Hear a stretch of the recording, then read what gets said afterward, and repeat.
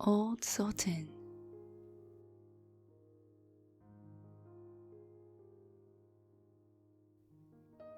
A shepherd had a faithful dog called Sultan, who was grown very old and had lost all his teeth.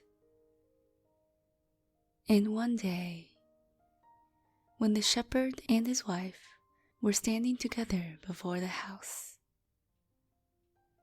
the shepherd said, "I will shoot old Sultan tomorrow morning, for he is of no use now." But his wife said, "Pray, let the poor faithful creature live. He has served us well a great many years, and we ought to give him a livelihood for the rest of his days." "But what can we do with him?" said the shepherd. "He has not a tooth in his head, and the thieves don't care for him at all. To be sure, he has served us, but then he did it to learn his livelihood. Tomorrow shall be his last day, depend on it."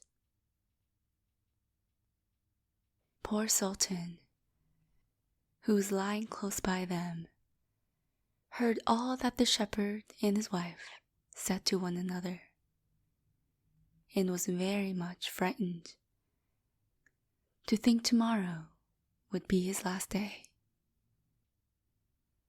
So in the evening, he went to his good friend, the wolf, who lived in the wood, and told him all his sorrows, and how his master meant to kill him in the morning. "Make yourself easy," said the wolf. "I will give you some good advice. Your master, goes out every morning very early with his wife into the field, and they take their little child with them and lay it behind the hedge in the shade while they are at work.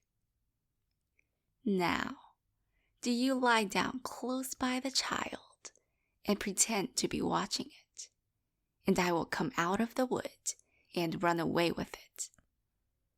You must run after me as fast as you can, and I will let it drop. Then you carry it back, and they will think you have saved their child, and will be so thankful to you that they will take care of you as long as you live." The dog liked this plan very well, and accordingly, so it was managed. The wolf ran with the child a little way. The shepherd and his wife screamed out, but old Sultan soon overtook him and carried the poor thing back to his master and mistress. Then the shepherd patted him on the head and said, "Old Sultan has saved our child from the wolf, and therefore he shall live and be well taken care of and have plenty to eat. Wife, go home, make him a good dinner, and let him have my cushion to sleep on as long as he lives." So from this time forward, Sultan had all he could wish for. Soon afterwards, the wolf came and wished him joy, and said, "Now, my good fellow, you must tell no tales, but turn your head the other way when I want to taste one of the old shepherd's fine fat sheep." "No," said old Sultan. "I would be true to my master." However, the wolf thought he was in joke, and came one night to get a dainty morsel. But old Sultan had told his master what the wolf meant to do.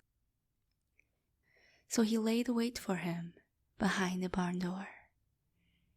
And when the wolf was busy looking out for a good, fat sheep, he had a spiked club laid about his back that combed his locks for him finely. Then the wolf was very angry and called Sultan an old rogue and swore he would have his revenge. So the next morning, the wolf sent the boar to challenge Sultan to come into the wood to fight the matter.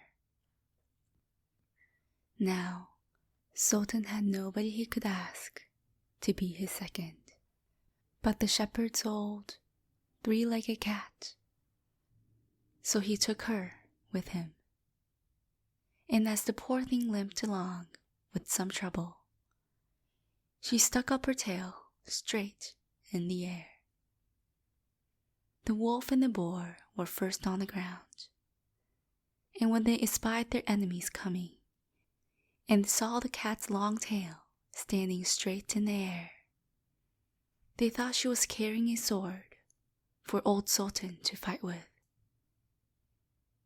And every time she limped, they thought she was picking up a stone to throw at them. So they said they should not like this way of fighting. And the boar lay behind the bush, and the wolf jumped up into a tree. Old Sultan and the cat soon came up, and looked about, and wondered that no one was there. The boar, however, had not quite hidden himself, for his ears stuck out of the bush, and when he shook one of them a little, the cat, seeing something move, thinking it was a mouse, sprang upon it, and bit and scratched it, so that the boar jumped up and grunted, and ran away, roaring out, "Look up in the tree, there sits the one who is to blame." So they looked up, and espied the wolf sitting amongst the branches, and they called him a cowardly rascal, and would not suffer him to come down, till he was heartily ashamed of himself, and had promised to be good friends again with old Sultan.